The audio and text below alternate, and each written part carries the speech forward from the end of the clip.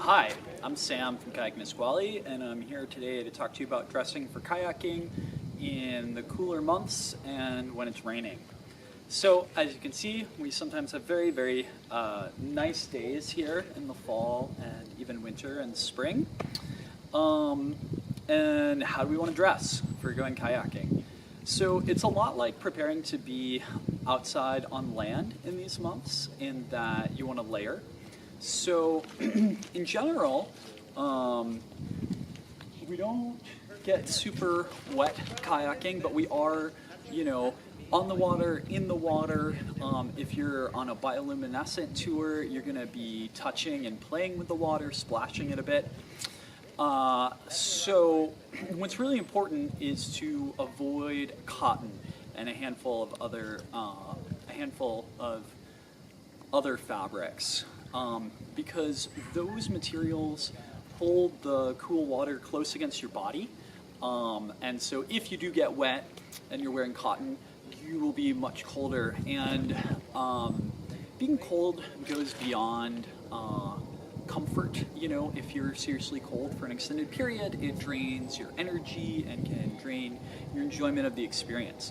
But if you simply dress in wool or synthetics like fleece, you can be assured of being very comfortable and happy, even if there's a little bit of rain or you accidentally splash yourself or something like that.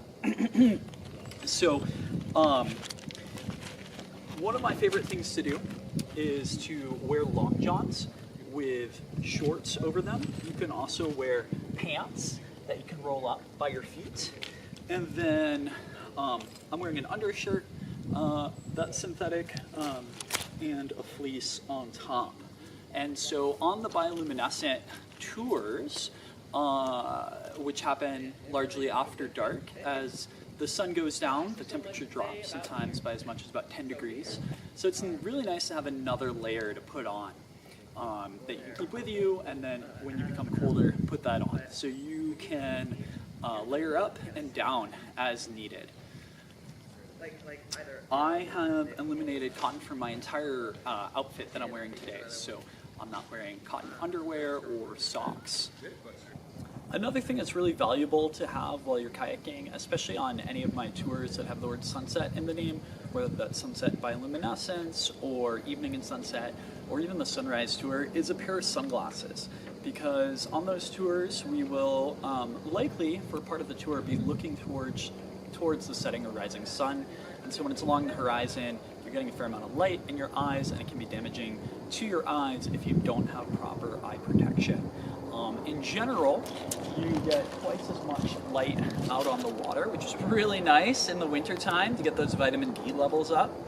But also, you can get glare in your eye. So it's similar to snow blindness, where you want to protect your eyes. So even on those biolum trips, where most of the trip happens at night, where obviously you don't need your sunglasses, excuse me, during the sunset part, you really will be much happier, a lot more comfortable if you bring yourself a pair of binoculars. Hey everybody, now I'm going to talk about how and we get into our kayaks and why we do it the way that we do. So here's our kayak, and the way that we get in is we get this set out, so the water line is on the center hatch there. And so what you can see that I'm going to do, here I am, I'm wearing a spray skirt and a life jacket, is I'm just going to roll my pant legs up a little bit, or my long underwear as we discussed before. And then as the person in rear, I wade out about this far and hop into the boat. The person in front will then move the front of the kayak up. The person in rear, I can then take both paddles and I can help stabilize for the person in the rear in case there's water, like waves or current or wind trying to move the boat, or someone gets in an unsteady fashion.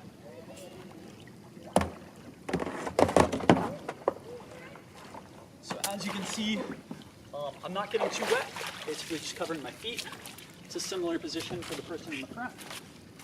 So kayak floating, paddles in the front anymore, and as the person in front, we just hop on in as well, like this. Hi everybody. So why do we get in the kayaks like that? The reasons are twofold. As opposed to coming in and getting in broadside or getting in on land and then shoving off the rocks. So when a wave is approaching land, as it moves into shallower water approaching shore, the energy of the wave is the same and it will get taller. This is the same phenomenon that happens when tsunamis get much taller as they approach shore, where they're relatively smaller offshore, and then as they approach the near shore they get taller. So the same thing happens on a regular beach. So when you have a vessel like a freighter from the Port of Olympia or a pleasure boat moving by at high speeds, you'll get a wake, a larger set of waves that'll come in later, sometimes 10, even 15 minutes after the vessel itself passes.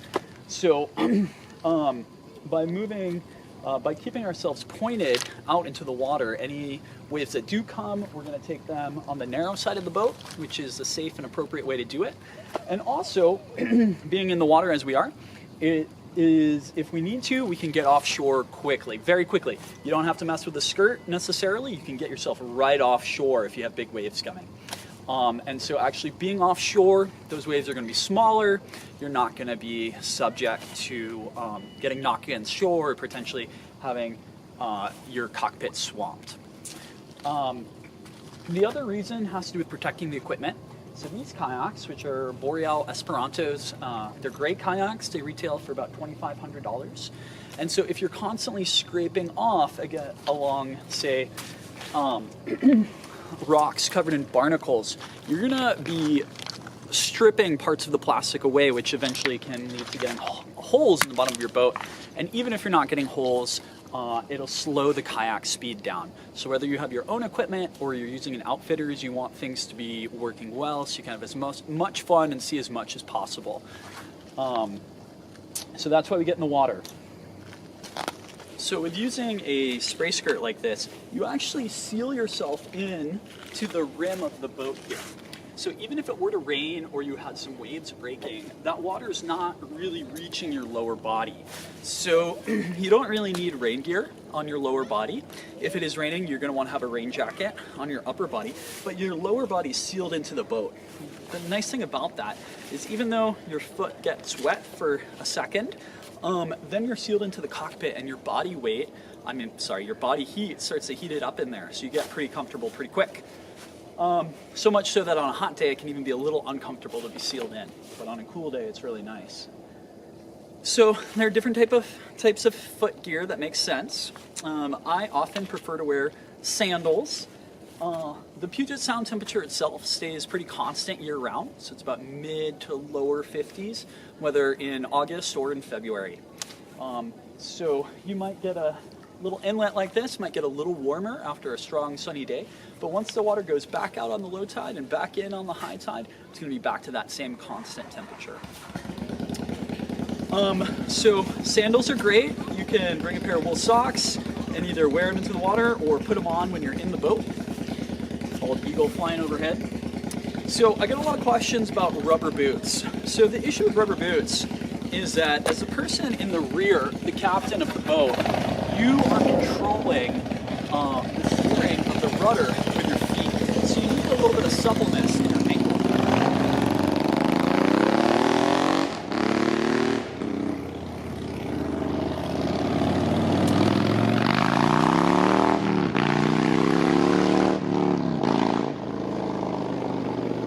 So high quality rain boots like this have a fair amount of flexibility, and so they're better, but generally more inexpensive rubber boots that are a little thicker that you might get at a hardware store, for example, don't have that much flexibility in the foot, in the heel, and so you're going to be limited as the person steering the boat, which is going to impact your ability to enjoy the environment. Next up would be a pair of tennis shoes you're not particularly attached to. You can just wear them in. Or another option is to wear water shoes or water socks. These are great things to have if you have them. Sandals work as well. You don't really want some dainty little flip-flops. You could be all right if you needed to, but in general you want a more sturdy, rugged outdoor sandal. So now I'm going to talk to you about a few more things you would consider bringing, where to put things like your extra layers or keys. So on our full day trips or overnight trips, we have these hatches that open up, and you can put materials in there, put your stuff in there, and seal them down. But we don't get into those unless we're landing. We're actually landing somewhere. So on our half-day tours and our Bioloom trips and our sunset trips, any of those 3-hour trips, we don't really use those because you won't have access to it. So generally, you keep belongings in your seat, either right between your legs or on your lap. Things that are fully waterproof, like a water bottle, are great to put here in the bungees. Now, for an extra layer of protection, you have 2 options. So one is a dry bag. You may already have one of these. These are cool.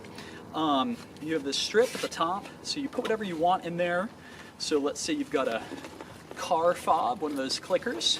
Put that in there with your phone and get some of the air out.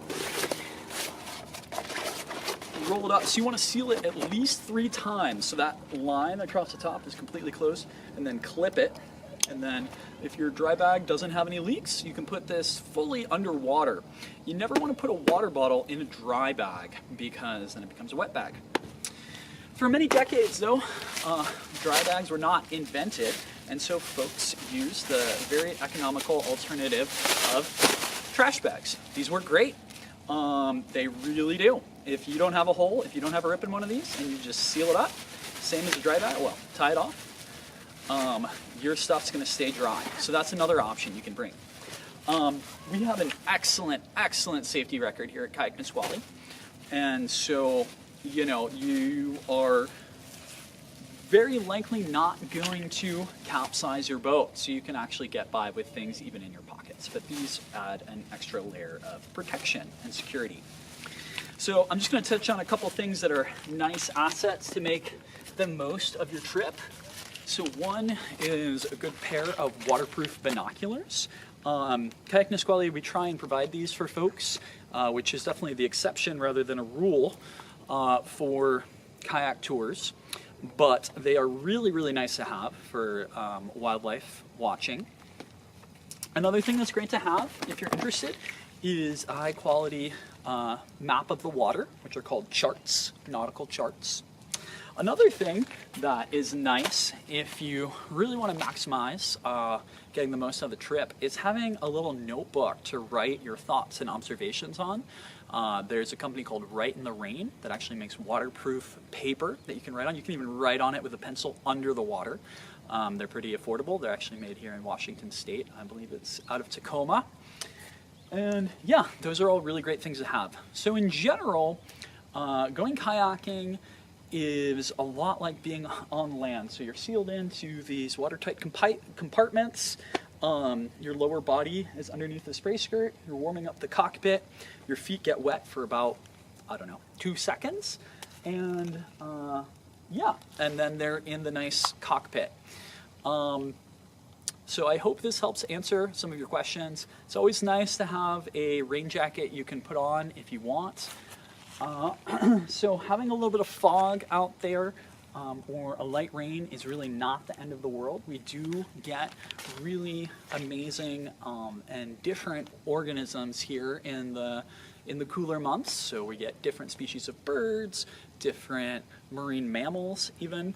And even some of the ones that we have year-round, especially with the birds, are in different feathers, different plumages, so they look quite different. And you know, this area is really sought-after birding destination, particularly in winter, as well as the spring and fall migrations. So I hope this helped you get ready for your Kayak Nisqually trip.